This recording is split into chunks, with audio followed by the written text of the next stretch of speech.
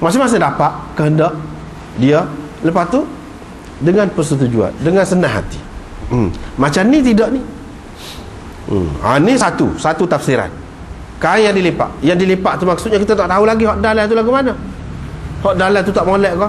Sebab tu kalau cara yang betul, buka boleh buka. Buka tengok. Buka. Gitu. Buka tengok. Ni biasa lipat tak boleh buka. Setuh saja tu. Pakai jadi dah. Tak boleh lah. Itulah yang dikatakan mulamasah. Cara yang seperti ini berlaku di zaman jahiliah. Sebab itulah di zaman jahiliah tu banyak balah. Sebab punca perbalahan tu tidak dihapuskan. Sikit-sikit balah. Sebab tidak ada peraturan yang menyelamatkan orang daripada perbalahan. Bahkan punca-punca perbalahan, perkelahian tu banyak sangat. Dalam bentuk ni macam-macam. Jual beli ni saja macam-macam. Itu tafsiran yang pertama terhadap mulamasah. Yang kedua, iaitu sentuh saja tu dikira sebagai beli jual beli dah. Dia kata bila sahaja engkau sentuh kain kau gapo kau, kita kata bermakna dia sudah dijual lah untuk engkau. Makna gitu. Ini tafsiran yang kedua. Mulamasah juga, tapi dia berkait dengan sentuh belaka, jamah belaka. Yang ketiga, iaitu seseorang jual sesuatu dengan syarat apabila pembeli itu yang nak beli itu dia sentuh saja, tidak ada lagi khiyar, dia ada hak memilih kepada dia. Tidak ada lagi hak memilih, dia tak boleh pilih dah. Kalau hak dia sentuh ni warna biru misalnya kata, tak boleh lah nak pilih hak lain, tak boleh. Dia kena hak merah, hak kuning, kau tak boleh dah. Khiyar majlis, walaupun duduk dalam majlis tu lagi tak boleh pilih, tak ada awak klik lagi duduk situ pun tak boleh pilih dah. Jadi jual beli semua ni tak boleh, tak boleh.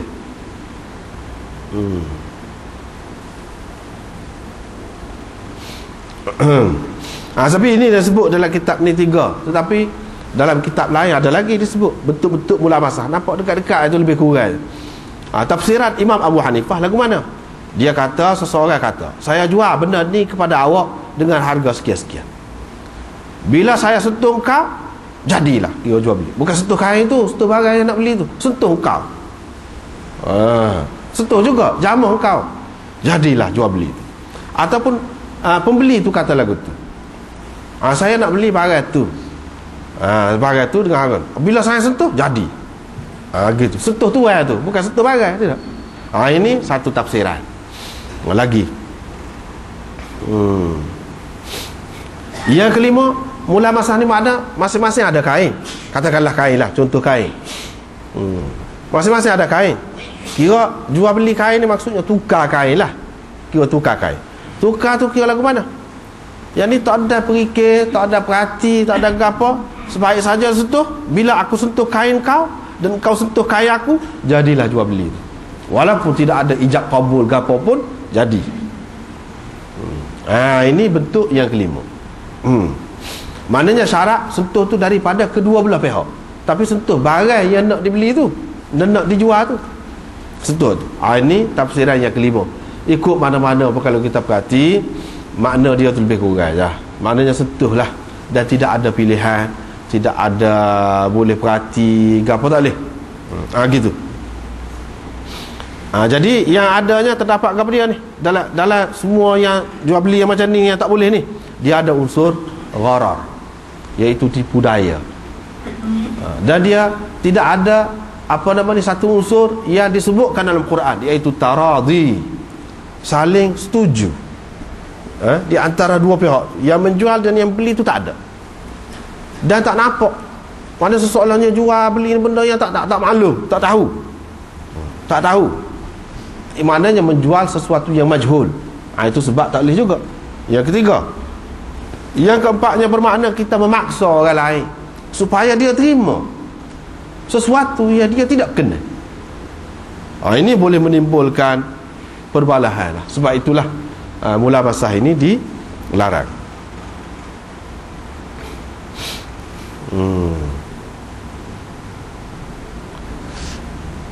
Yang kedua, ni pula munabadzah. Munabadzah ni pun ada 3 macam juga, 3 bentuk juga cara dia. Yang pertamanya, kedua pihak tu menganggap lontar itu ataupun baling itu sendiri sudah jadi jual beli dah. Ini mengikut takwilan atau tafsiran Imam Syafi'i. Maknanya seorang tu masuk kedah, lilah masuk, dia pun pekong kepada orang yang masuk. Jadi kena beli dah. Bayangkan nak jadi lagu mana. Orang yang masuk tu boleh jadi dia tak bawa pitih kok. Hak dia kenal tak kenal tu satu perkara. Pitih pun dia tak bawa. Lepas tu kalau duduk kejung situ, pegang situ lagu mana? Tak boleh. Kena beli ke mana-mana. Tidak kau jadi bala, jadi gocok. Sebab itulah zaman jahiliah dia banyak perkelahian. Sebab dia ada benda-benda lagu ni. Munabadah. Itu yang pertama. Yang kedua, iaitu penjual tu kata, aku jual kepada engkau apabila aku campak benda ni, benda yang nak dijual tu apa-apalah, engkau tidak boleh pilih lagi, tak ada pilihan lagi. Dan sudah berlakulah jual beli. Itu yang kedua. Yang ketiga, iaitu dengan melontar anak batu kau apa-apa kau lontar. Lontar. Jadi apabila dia masuk, kita pun pekong dengan apa-apa. Kau apa-apa kita nak jual kepada dia tu lah. Padahal dia tak tahu. Kita pekong kepada kain kau, kita pekong kepada apa-apa. Kena beli tu lah sebab kena anak batu. Begitu. Ini munabadah orang panggil. Jadi satu pihak itu pihak penjual, boleh jadi juga pembeli. Pembeli yang pekong. Dia masuk dia pun pekong anak batu apa-apa. Jadi pekong ni kalau kena jam tidak kau pecah nak. Kalau kena botol sekuk kau apa kau dah apa ni cekelak kau tidak kau pecah. Tu pun satu hadah kita kata. Menimbulkan balah dah.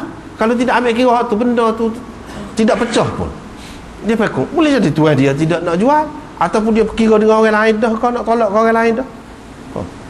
Tak boleh. Aku kena jual kat aku pun. Sebab dia suruh buka kedai lah pun. Jadi kan celaru tu lagu tu. Sebab dia suruh buka kedai. Betul buka kedai pun, tapi tidaklah kata sewenang-wenang lagu tu. Ni siapa dia masuk dia pekong, dia mesti kena jual ke dia. Berat lagu tu. Ataupun masuk tidak pekong dengan anak batu, pekong dengan sesuatu lah. Pekong dengan bolpen ke, pekong dengan piyah ke, tak? Pekong ke dia. Gapa dia? Saya nak gula. Pasal lagu tu. Saya nak gula. Ataupun pekong ke dia tu, saya nak gula. Belum tentu ada ke tak ada lagi. Banyak perkara lah. Ini tak lagi lah jual beli yang seperti ini, tak lagi. Sebab itu Nabi SAW larang. Dia mari untuk supaya manusia ni jadi damai, hidup dalam keadaan damai, dalam keadaan selamat, dalam keadaan berbaik-baik. Ambil kelebihan masing-masing. Faedah daripada orang yang mempunyai kelebihan yang berbeza-beza. Itu maksudnya. Jadi benda ni semua ni tak boleh. Termasuklah juga orang panggil, kalau zaman sekarang ni kan budak-budak lah, apa bahasa kita panggil nikan. Jadi sebenarnya benda tu harga berapa tak tahu. Mana kalau beli 10 sen besar, tapi kalau 10 sen saat ni boleh jadi kalau kita tikar tu boleh naik. Jadi harga sebenarnya berapa? Mana tak tentu. Tak boleh lagu tu. Mana kalau tentu tak apa. 10 sen ni 5 kau tak apa. 10 sen 2 sah kau tak apa. Ni tak tentu. Boleh jadi boleh sebanyak ni, boleh jadi boleh sebanyak ni. Tak boleh lagu tu. Itu termasuk nekat. Dia guna batu juga tu. Guna batu.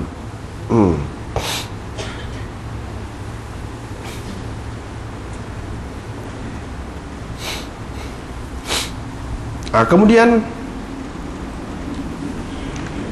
di sini timbul satu masalah lain pula, iaitu masalah dalam mazhab Syafi'i dia kata tak boleh jual benda yang ghaib. Salah satu dalil dia tak boleh jual tu ni lah bai'ul mulamasah, sebab tak tentu, tak tahu dia. Jadi jual benda yang tak ada depan. Kita jual barang kita, jas kita hak duduk di rumah, ataupun kaset kita hak duduk di rumah, kita jual kepada seseorang, boleh ke tidak?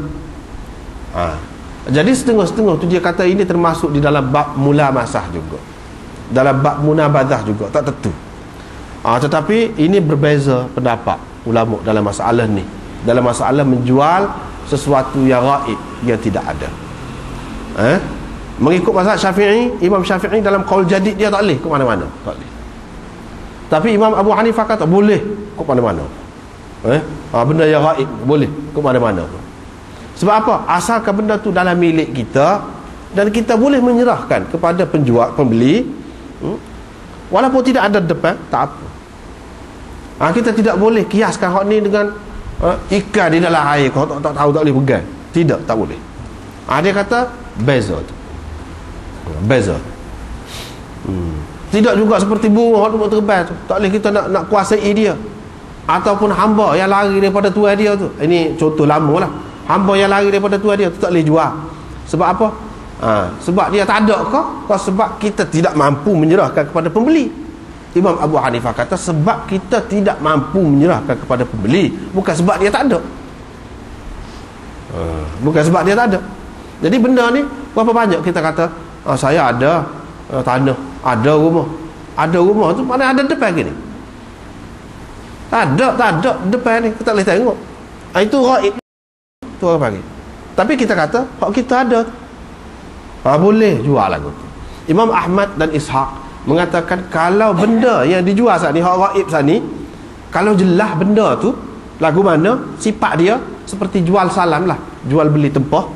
Mana kalau jelas benda tu macam mana, misalnya keset lah kita, jenama ke apa, model mana, jelas. Lepas tu apabila buat mari betul-betul seperti yang disebutkan, maka pembeli pun setuju, sah lah. Tapi kalau jual beli benda yang tak ada, lepas pada tu dia dapati apabila buat mari tidak serupa dengan yang disifatkan, dengan yang digambarkan itu, maka itu tak boleh. Dia ambil jalan tengah. Ini dalam masalah benda yang tak ada depan.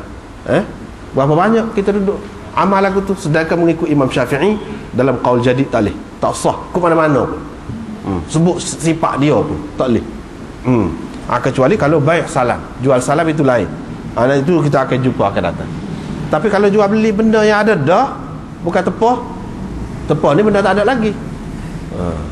Lepas tu BBT dulu. Itu orang panggil jual salam. Benda tu tak ada lagi. Saya nak ni akak misalnya, sebanyak sekian akak lagu ni lah, sekala tu lah duk buat tu. BBT dulu ke dia. Tak apa, saya nak kasut je ni saiz sekian berapa, nak tak apa. Lagu tu, itu orang panggil jual beli salam. Tetapi ni dah, benda ada dah, tak ada depan. Gitu. Jadi Imam Syafi'i dalam qaul jadid dia kata tak boleh ke mana-mana, walaupun tidak disifatkan benda tu macam mana, ataupun disifatkan, walaupun buat mari tu betul seperti yang disifatkan, tak kira, tak boleh berlaku. Apatah lagi kalau tak betul dengan yang digambarkan sebelum pada tu, lagilah tak boleh. Kalau betul pun tak boleh, akad tu sendiri tak boleh. Dia kena ni biar jelas nak jual hak mana, ni tengok, terang tengok hak ni, hak nak jual je. Itu mengikut Syafi'i. Tetapi dalam qaul qadim dia dan satu pendapat yang lain, dia pun seperti orang lain juga. Maknanya bergantung kepada keadaan. Tetapi qaul jadid dia tu lebih kuat lah kalau nak kira. Qaul jadid, hak itulah yang dipakai. Jadi kalaulah dalam muamalah kita, urusan jual beli kita, berlaku benda jual beli hak tak ada depan ni, kita jual. Kalau mengikut mazhab Syafi'i dalam qaul jadidnya tak boleh tu. Kita kena tahulah. Nak ikut Syafi'i biar betul-betul tahu. Nak ikut mazhab mana-mana pun biar betul-betul tahulah. Tak boleh maknanya buat lebih kurang gitu. Lepas tu dakwa kita ikut dia, tak boleh. Berapa banyak kan orang jual beli sekarang ni, benda tu tak ada. Jual beli kira-kira gini, tu pakai mazhab mana? Tu benda. Apabila kita mengaji kita tahulah.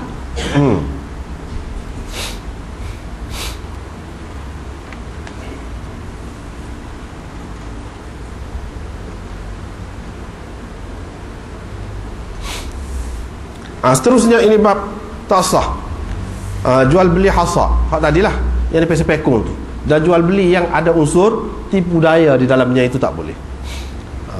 Iaitu dia mari hadis Abu Hurairah, ia kata Nabi SAW melarang daripada jual beli dengan menggunakan anak batu yang menentukan apa yang dijual.